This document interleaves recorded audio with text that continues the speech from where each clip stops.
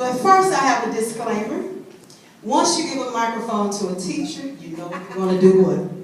Talk. And you also gave the microphone to somebody that loves to sing, so now you have a double win. You have somebody that loves to talk, somebody that loves to sing. And when I thought about how do I feel about being Teacher of the Year, I had to think about some things that I had to give up.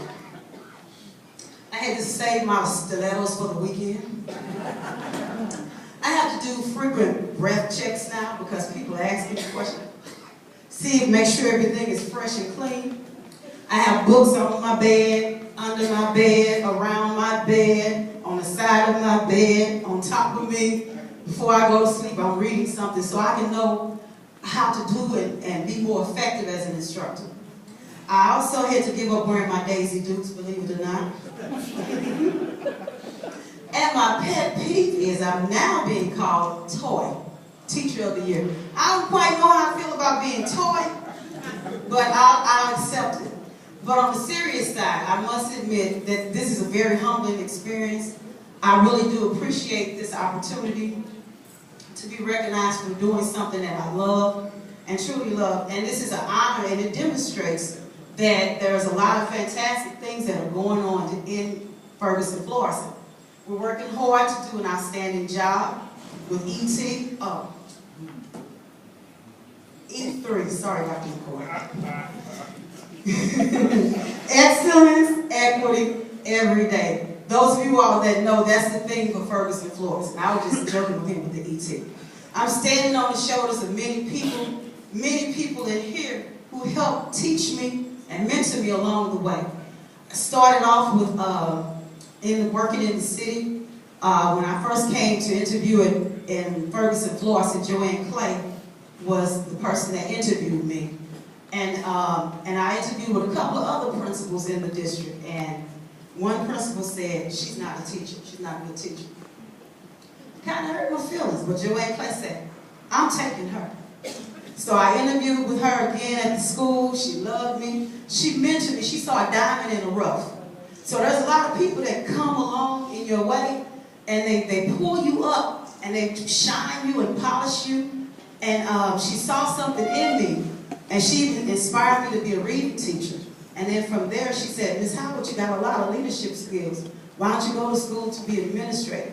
From there, I worked with Ralph Moore. I worked with Suzette Sims, Mr. Stedman. I have to say publicly, I was going through some heavy things personally. I was at work, but yet I really was not. Mr. Stedman pulled me through some things. I was going through a divorce at that time. Mr. Stedman, he would let me come talk to him.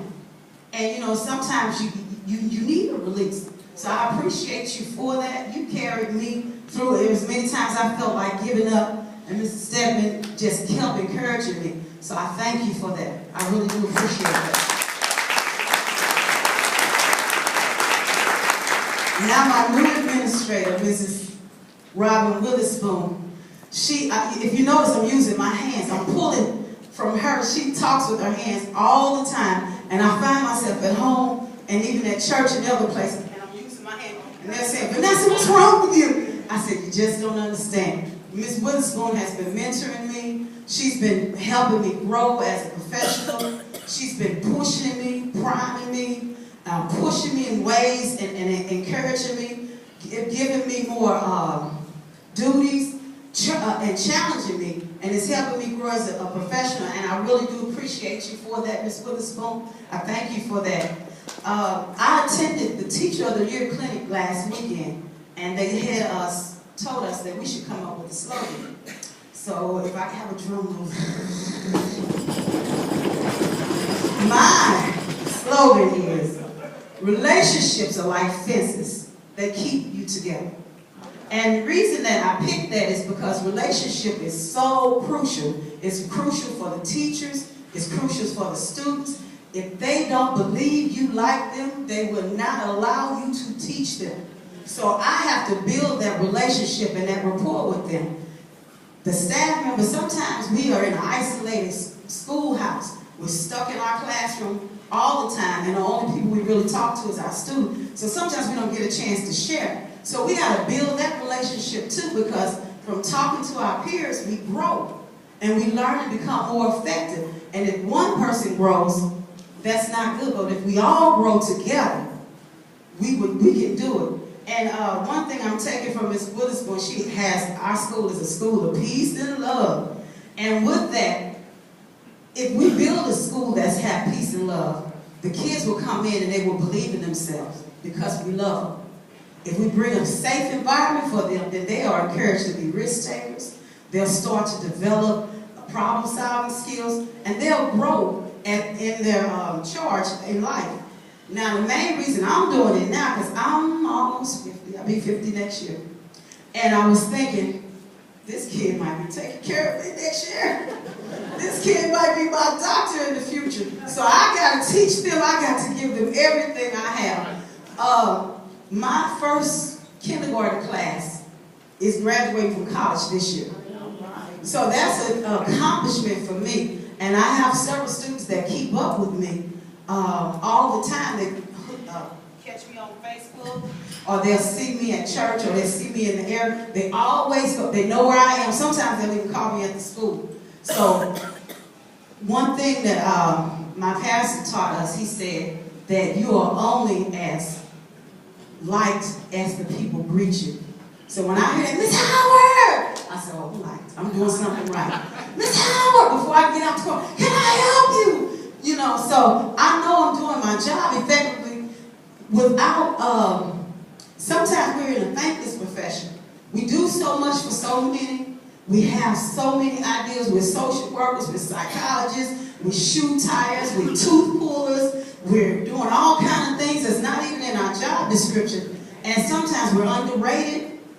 And it's not a thankful position at times. But this opportunity that I've been given, I really do appreciate it. I appreciate it because it shows that we have some of the best teachers in the district. I wrote a poem in honor of the honorees, and it's called The Next Chapter. I told you I was going to be long, so I gave you my disclaimer. Okay. This is called The Next Chapter. Spring break is now for you in the fall, or spending time at your favorite shopping mall. Rather it's fishing all day on a lake, or simply taking time to bake a cake. In your new chapter, no more ringing bells, just sitting on your couch with stories to tell.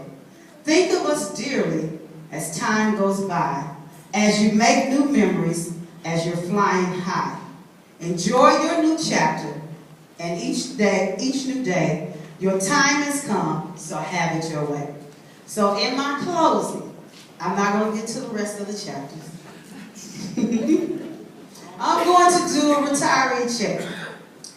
I just need you to raise your hand if this fits you. If you still think Muhammad Ali is the greatest boxer in the world, raise your hand. If you still know the slogan, float like a butterfly, sting like a bee, raise your hand. If you were in love with Ginger from Gilligan Island, Billy D. Williams, or know the name of the talking robot that said, danger, Will Robinson, danger, it's time for you to retire. If you can whistle the theme song of the Andy Williams Show,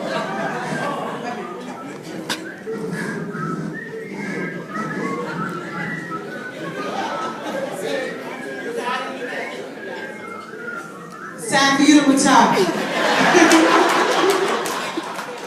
And if you know the name of the show that says, now it's time to say goodbye to all